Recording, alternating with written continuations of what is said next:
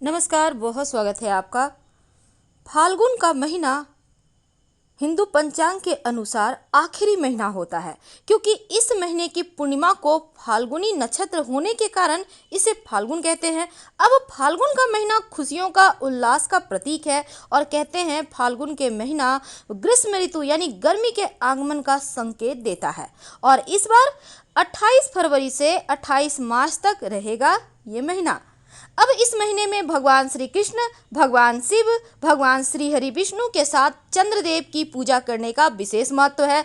ऐसे में भगवान सूर्य को अगर जल अर्पित करते समय एक खास वस्तु डाल दें तो जीवन की हर परेशानी समाप्त हो जाएगी। फाल्गुन के महीने में माँ सीता की भी पूजा की जाती है, क्योंकि फाल्गुन के मास के दौरान कई त्योहार होते हैं और इनमें से होली, शिवरात्रि, फुलेरा दूज, फाल्गुन पूर्णिमा, फाल्गुन महीने में श्री कृष्ण की पूजा विशेष अगर की जाए तो फिर इसका फल बहुत ही दुर्लभ और अचूक माना जाता है। क्योंकि फाल्गुन माह में फुलेरा दूज आता है और इस दिन अबूझ मुहूर्त होने के कारण शादियां भी होती है। संतान प्राप्ति की कामना करने वाले इस महीने में अगर भगवान श्री कृष्ण के बाल स्वरूप की पूजा करें तो संतान प्राप्ति सरलता से होती है। फाल्गुन के महीने में शीतल या सामान्य जल से ही स्नान करें तो बेहतर है और इस महीने में फल का सेवन आपको जरूर करना चाहिए। वैसे नियमित रूप से अगर भगवान श्री कृष्ण की उपासना करें तो इससे और अच्छा कुछ हो ही नहीं सकता। पूजा के समय फूलों का खूब प्रयोग करें, क्योंकि ये महीना उल्लास का महीना है। जितना ज़्यादा आप अपने अंदर के बच्चे को बाहर करेंगे उतना ही ज़्यादा आप स्वस्थ रहेंगे, भाग्योदय भी होगा। नशीले चीज़ों का, मांस मदिरा का प्रयोग बिल्कुल भी ना करें। साफ सफाई से रहें, नियमित रूप से स्नान करें, अपने आप को स्वच्छ बनाए रखें और शालीनता बरतिए। जब आप भगवान श्री कृष्ण की पूजा करेंगे तो फूलों का प्रयोग तो करेंगे ही, साथ ही भगवान शिव जी को जब पूजा करें तो बेल के पत्ते जरूर अर्पित करें। देवताओं को अबीर, गुलाल अर्पित करना इस महीने में बहुत शुभ है। इसीलिए आप अपने घर में भी जब नियमित रूप से पूजा करते हैं तो भगवान शिव, उनको आप थोड़ा सा अबीर अगर रोज अर्पित करें तो जीवन में उमंग भर जाती है, खुशियाँ आती है। तमाम देवी देवताओं को भी आप अबीर अर्पित कर सकते हैं, ये बहुत शुभ माना जाता है। जीवन में अगर आर्थिक रूप से संपन्नता चाहिए, दाम्पत्य जीवन में सुख समृद्धि चाहिए, तब माँ पार्वती, माँ लक्ष्मी की उपासना करें और उन्हें लाल रंग की बिंदी, लाल सिंदूर, लाल चूड़ियाँ अर्पित करें और प्रसाद के रूप में उसको धारण करें तो जीवन में खुशियाँ बढ़ती हैं, उल्लास बढ़ते हैं। और इस महीने में, फाल्गुन के महीने में जितना ज़्यादा हो सके आपको खुश रहना चाहिए। अब चूंकि रविवार के दिन से फाल्गुन के महीने की शुरुआत हो रही है तो ऐसे में देखिए फाल्गुन मास के शुक्ल पक्ष की अष्टमी तिथि को माँ लक्ष्मी, माँ सीता की विशेष पूजा की जाएगी। क्योंकि आज हमने टॉपिक रखा है भगवान सूर्य को जब आप जल अर्पित करें फाल्गुन के महीने में तो फिर क्या डालकर अर्पित करें कि जीवन के हर परेशानियों से आपकी रक्षा हो और दिन ब दिन आप तरक्की और तरक्की करते चले जाएं। देखिए जीवन में किसी भी तरह का स्वास्थ्य की समस्या के पीछे सूर्य होता है और अगर सूर्य मजबूत हो जाए तो जीवन की लगभग हर समस्याएं हल होती चली जाती हैं।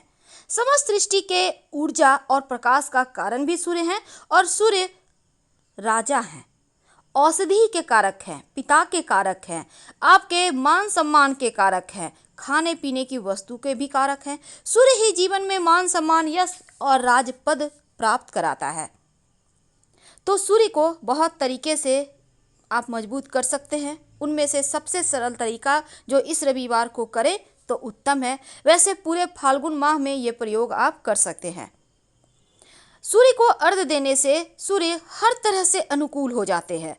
सूर्य को देखते हुए अगर जल अर्पित किया जाए तो सर्वोत्तम है और सूर्य को जल अर्पित करने से 9 के 9 ग्रह मजबूत हो जाते हैं। जीवन के तमाम समस्याओं से मुक्ति मिल जाती है। तो कैसे अर्पित करेंगे? अगर आप किसी नदी सरोवर में स्नान करके वहीं पर खड़े होकर दें तो और भी अच्छा, नहीं तो घर पर भी दे सकते हैं। सुबह सूर्योदय यानी कि सूर्य जब उग रहे हैं उस समय जल देना सर्वोत्तम है, नहीं तो कम से कम सुबह 8 बजे तक जल अर्पित कर लें। इसके बाद जल देने से पहले आप स्नान जरूर करें और सफ़ेद वस्त्र धारण करें तो ज़्यादा बढ़िया है। लोटे में या मिट्टी के पात्र से जल देना सर्वोत्तम माना जाता है।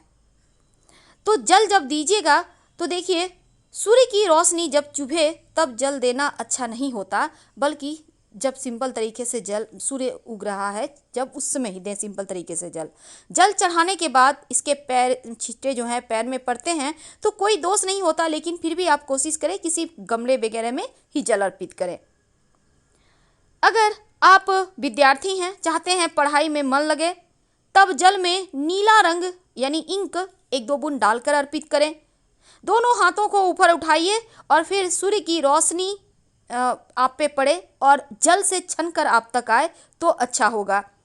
अच्छे स्वास्थ्य के लिए रोली या चंदन, लाल चंदन मिलाकर ही सूर्य को अर्पित करें तो बेहतर होगा।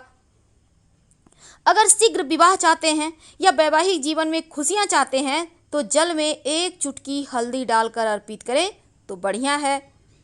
अगर इंटरव्यू में सफलता चाहते हैं तो जल में लाल गुड़हल का पुष्प डालकर अर्पित करें। अगर शत्रु विरोधी ज़्यादा परेशान करें तब भी जल में आप काला तिल डालकर अर्पित करें, या पितृदोष हो उससे भी बाहर निकलने के लिए जल में काला तिल डालकर अर्पित करें तो बढ़िया होगा।